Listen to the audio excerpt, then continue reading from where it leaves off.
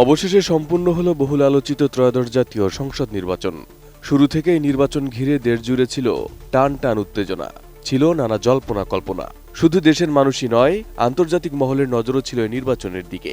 দিনভর ভোট গ্রহণ শেষে ফলাফল প্রকাশ হতেই স্পষ্ট হয়ে যায় ভূমিধস বিজয় পেয়েছে বাংলাদেশ জাতীয়তাবাদী দল বিএনপি। নির্বাচনের ফল ঘোষণার পর সবার দৃষ্টি গিয়ে পড়ে দলটির হেভিওয়েট প্রার্থীদের দিকে, বিশেষ করে জাতীয় স্থায়ী কমিটির সদস্যদের উপর।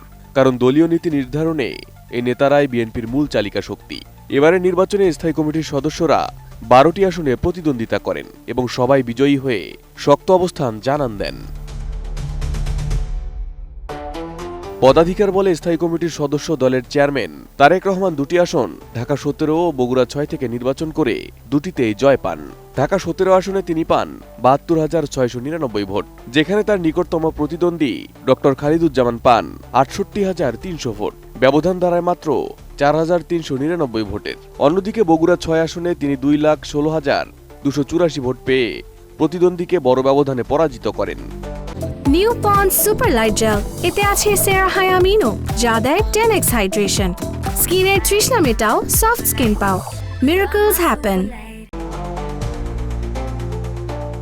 দলটির মহাসচিব মির্জা ফখরুল ইসলাম আলমগীর ঠাকুরগাঁও 1 আসনে ৯৭,৮১৯ ভোটের বিশাল ব্যবধানে জয় পান। তিনি পান ২,৩৮,৮৩৬ ভোট। কুমিল্লা 1 আসনে বিএনপির জ্যেষ্ঠ নেতা খন্দকার মোশাররফ হোসেন ২৮,০৫৫ ভোটের ব্যবধানে বিজয়ী হন। ঢাকা 8 আসনে জয় পান মির্জা আব্বাস, যেখানে তার জয়ের ব্যবধান ছিল ৫,২৩৯ ভোট।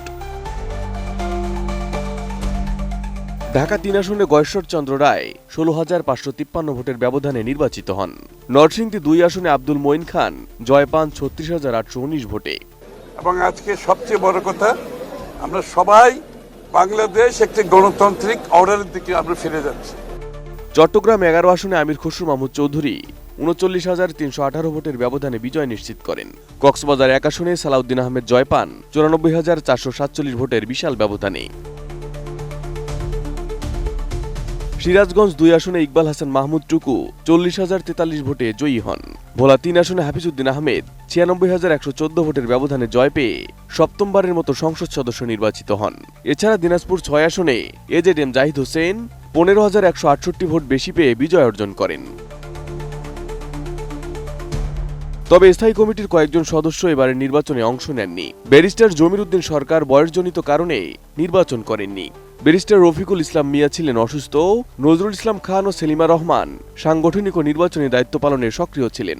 সব মিলিয়ে দেখা যাচ্ছে বিএনপির নীতি নির্ধারণী স্তরের প্রায় সব নেতাই শক্ত জনসমর্থন নিয়ে সংসদে প্রবেশ করছেন। Arif Hasan, ATN news.